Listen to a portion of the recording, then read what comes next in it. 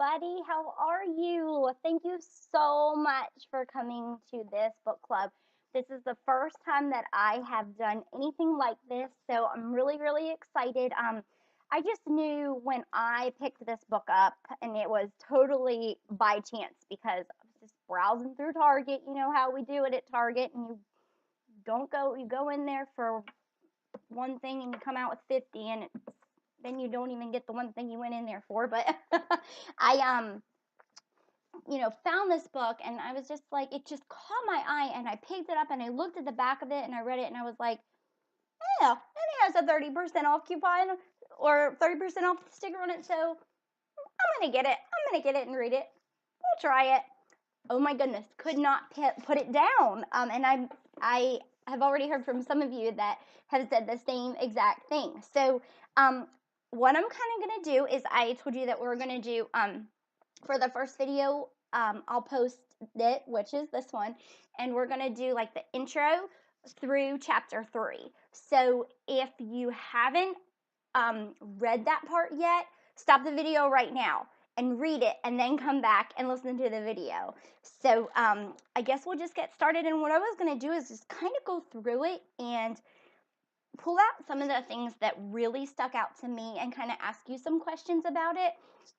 And then what we'll do in the events page, in like the little thread, you can post things and I'll ask you guys questions, and you guys can tell me like what you thought about that certain thing, or point out something that really stuck out to you.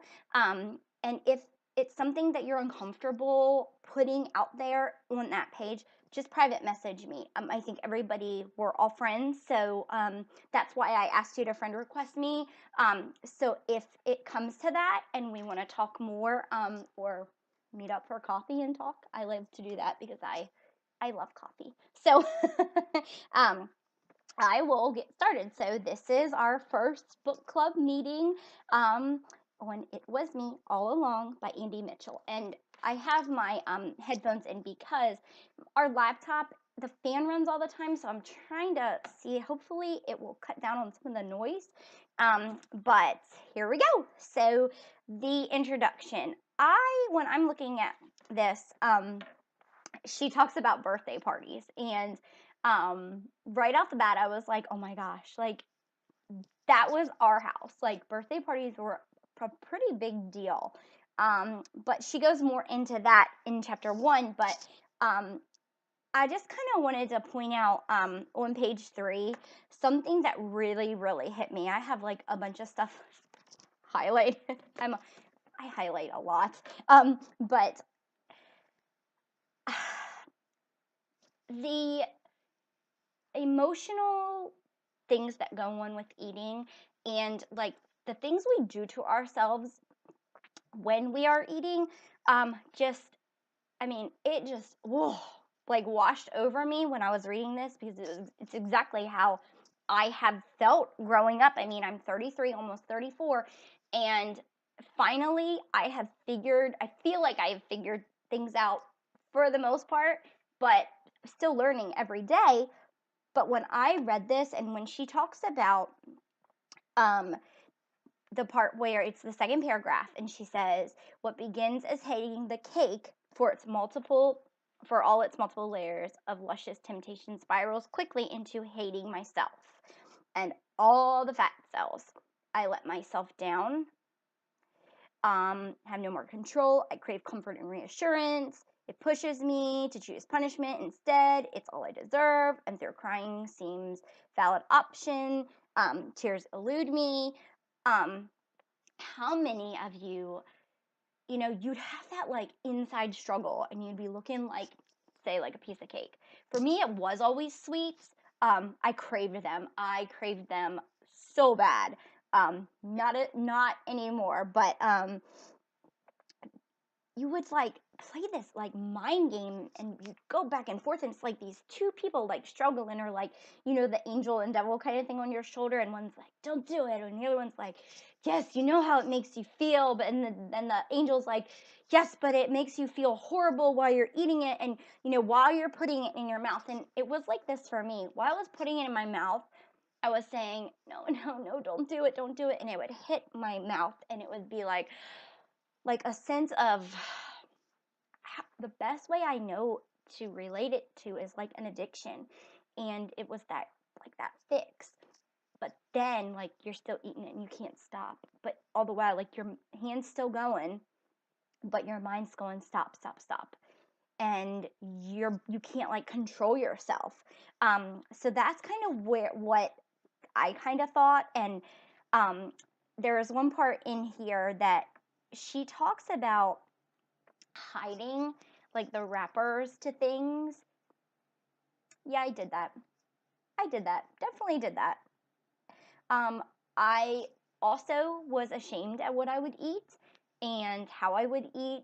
Um, it was just that's what it was for me, and I wonder if that's what it was for you. Um, I would have these great intentions, and when I was in high school, I worked at a daycare center, and I got a little break, and so I always packed my good healthy lunch. I always would pack my lunch. And then I'd have like 30 minutes left. So I lived in Pennsylvania, so I'd run up to Wise Markets and I would go in there and I'd be like, "Oh, is anybody gonna see me?" No one where I worked, it wasn't close to my high school or anything, so nobody saw me. And I'd always go in there and I'd buy a brownie with M&Ms on top of it or a cherry turnover every day. Every day, Monday through Friday. hmm and I couldn't like control myself. And like some of the days, like if I didn't go, I'd be like, it'd be like a victory, right?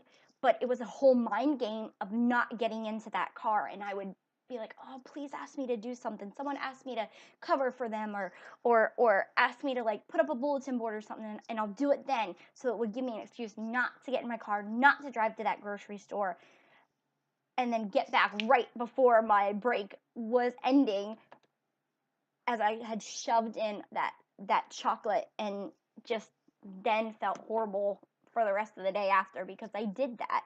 Um, she also talks about I jump into page 5. How she just always she says about like my fatness of my shadow that followed me into the dark alley of an eating disorder.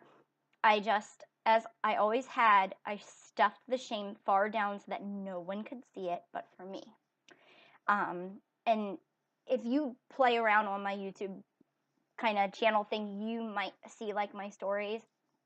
I went through a lot growing up as a child and through middle school and high school, and eating disorders definitely affected my life. And I would shove everything down. I mean, eating disorder, abuse, no one knew. I was so good at hiding everything. Like, I was a master of hiding things. And I felt that when I read that on page 5. And I wonder if any of you were kind of like really good at like hiding that kind of stuff. So if you want to comment on that, you can.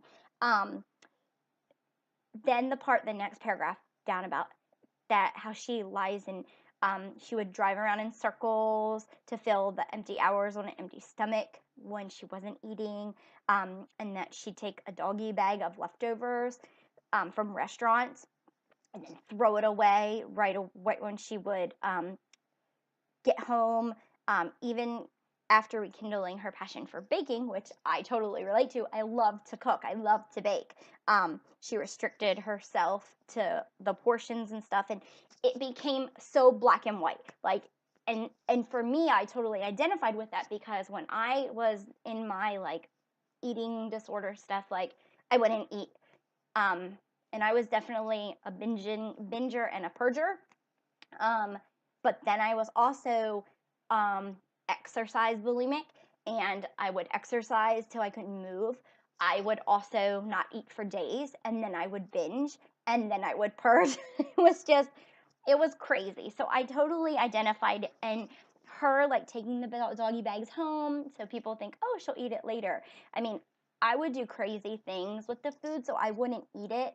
And I'm wondering, did anybody else ever do things like that? And did you ever feel like it was the black and white thing, like it was either this way or this way? There was no middle ground. There was nothing that could be you know, that it would be okay in the middle. And then just we'll jump over to chapter 1 because I don't want to make this too long. But the first line, she always let me lick the beaters first. How many of you relate to this? How many of you can remember licking the chocolate chip cookie dough batter from the beaters? Now they frown upon that because of like the salmonella and the uncooked eggs and stuff, but I lived for that. I lived for that. When my mom would bake, when my grandma would bake, there I was, batter with the thing. And if my brother didn't get there quick enough, I ate his too. And I'd say, sorry, little brother. Sorry, I know you're 4 years younger than me and you were playing with your Matchbox car, but you snooze, you lose, buddy. How horrible is that? I had already had one. Like, why wouldn't I have shared with him? Because I needed that. I loved that. To me, food was comfort. Food was love. And growing up in the household that I did, especially with my grandmother and my grandfather, anything they did for me was love. And my grandmother is a phenomenal cook. And when she would cook or when she would bake, that just like being in a house filled with the warmth and the love. And then she talks about the gooey chocolate chip cookie and how everything had to be like there was a standard, like she had a standard. I am a bakery snob down here in North Carolina, and I am from Pennsylvania, like Lancaster area, and my mom is now a bake. She does baking and pastry, and she teaches it actually. I am like people when they say about certain bakeries being really, really good. I'm like, yeah, that's not good. I don't know what you people eat, but y'all, that's not right. But look at page 8 for me. How many of you had like grand affairs for birthdays? I did. I definitely did. And I think it was because it was maybe a way of showing people that things are kind of normal in our house when they weren't at all. But she talks about having a favorite bakery. We had a favorite bakery, and my cakes had to come from Barton's Bakery in Pennsylvania. And I remember on my 16th birthday, I got this wonderful, I like love Winnie the Pooh. And for my birthday, I was living with my grandparents at the time, and I had this awesome cake, and we brought it home. And my grandfather, who had passed away in 2008, but he was eating my cake, and I would get so angry, so I tried to eat it all before he did. But I mean, like that's the kind of crazy stuff that I would do. And I'm wondering if you guys ever did anything like on that kind of scale too. And then there's the part where she talks about the standards. I talked about that's on page 10, and the gooey, barely baked centers of the cookies. And like I have this issue with like hard chocolate chip cookies. They cannot be hard. If I'm somewhere and I get a hard chocolate chip cookie and that's all they have, I won't buy them, or I'll say, no, you can have that. I don't want that. That's too hard. Some people like them, but yeah, no. And I'm trying to figure. There was a place where she talks about food being fuel.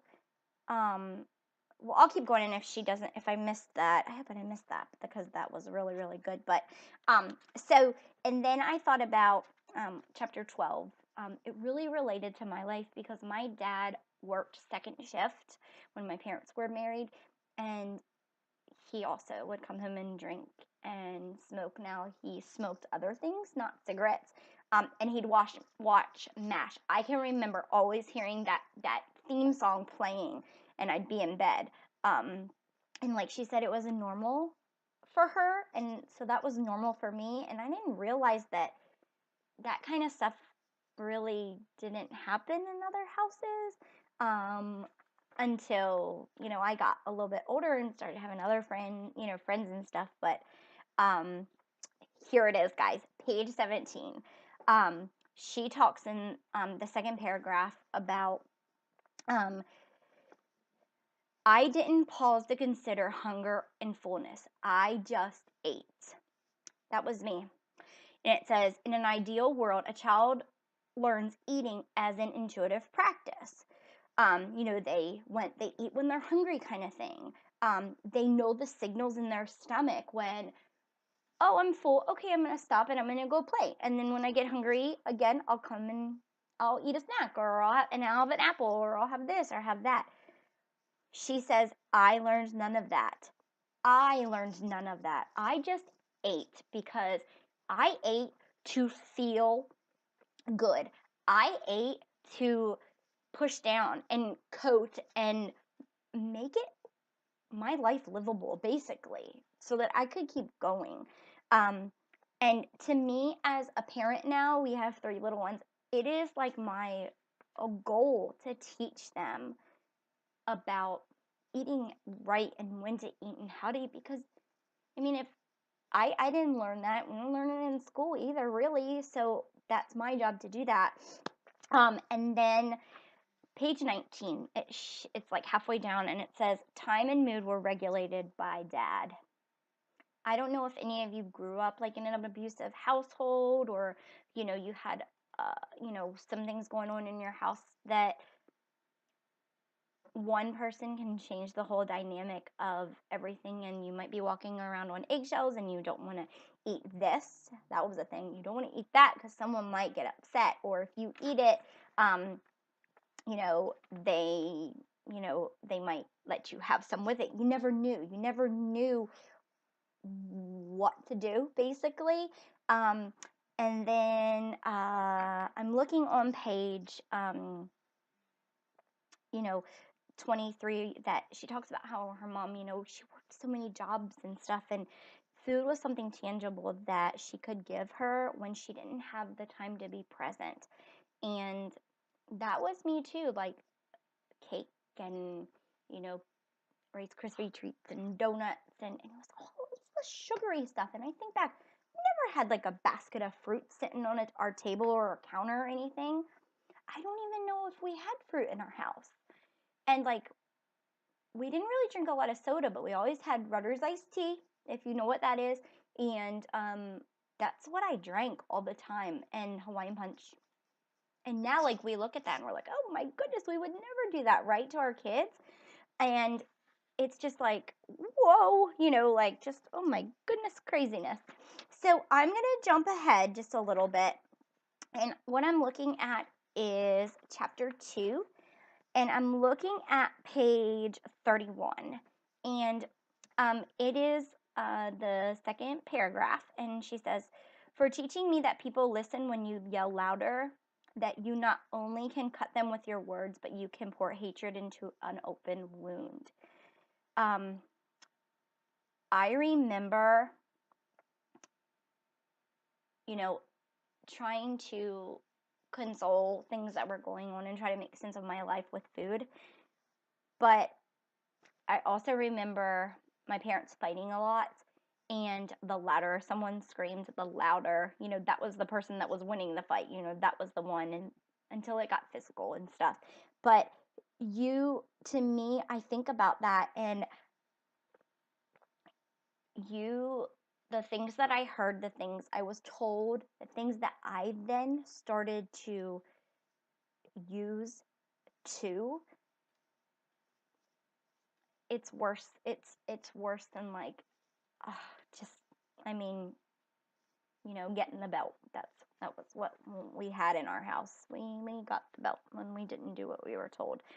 And then I'll just, where her parents, her dad had been drinking on page 34, and they were having a fight or whatever, and that he punched his arm through the glass door, and they kept calling for her and her brother like runs out, and he's like, come on, Annie, come on. And first thing she did was reach in her pocket for one of those little vanilla caramels, and I know y'all probably know what I'm talking about.